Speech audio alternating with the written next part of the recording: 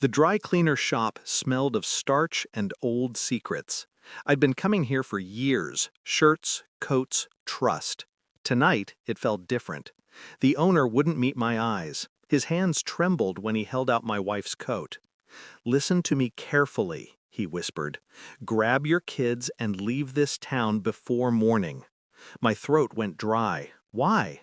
He slipped a small sealed evidence bag from his apron. "Because I found this in her coat." Inside the plastic, a sliver of paper glowed like a match head. A bank transfer slip, offshore. The recipient name written in her hand, the amount obscene, and a photograph. My children's faces circled in red ink. I didn't argue, didn't blink, just turned, walked out, and drove home. By dawn, we were gone. I drove on autopilot, my children asleep in the back seat, their breath soft and oblivious. I could still hear the dry cleaner's whisper, the static between his words. Her coat had always smelled of cedar and perfume. Now it smelled like a grave. She had told me the long nights were for work, the trips out of state, the locked drawers. I believed her because belief was easier than proof. But the transfer slip wasn't a mistake, and the photograph wasn't a coincidence. I stared at the highway ahead, calculating distances.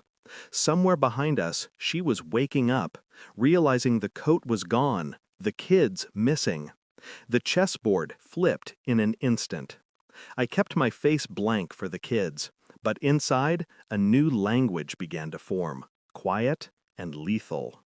Motel rooms became our world. Anonymous sheets, humming refrigerators, neon bleeding through blinds. By day, I built a case. By night, I taught my kids to whisper and wait. I opened a new email account, pulled old favors from people who owed me silence. Phone records showed calls to a number tied to a defunct corporation in Panama.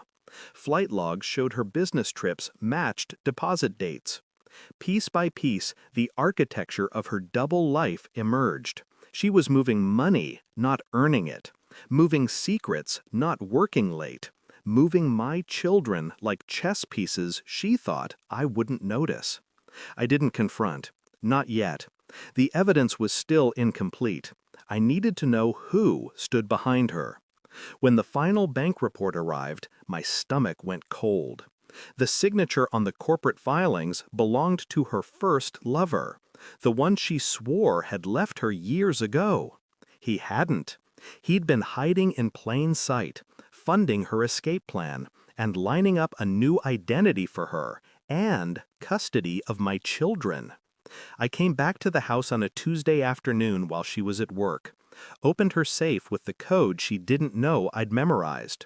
Inside, passports, cash, burner phones, and a ticket out of the country for her and the kids. Not me. No forged papers for me. No seat reserved. Just their three names, printed crisp and legal. That night, I sent her a single message. Meet me. Alone. She arrived at the diner looking clean and careful, like someone rehearsing innocence. I slid a folder across the table. Phone logs, bank slips, the photo with our children's faces circled, the plane tickets. She flipped through each page, slower, slower, as the mask dissolved. "It's not what it looks like," she whispered. I stared at her without blinking. It's exactly what it looks like. I didn't raise my voice. I didn't touch her. I simply slid a notarized custody order across the table, filed an hour earlier. Temporary emergency custody granted based on credible threat. Her own bank records as Exhibit A. She reached for it with shaking hands. "You can't do this." I already did. Her lover's face appeared on my phone screen, video call, live, unwitting. Behind him stood two federal agents. I had tipped them off with the evidence she thought I'd never find. "You built a trap for me," she said. "No," I said softly. "You built it yourself." Now I closed the door.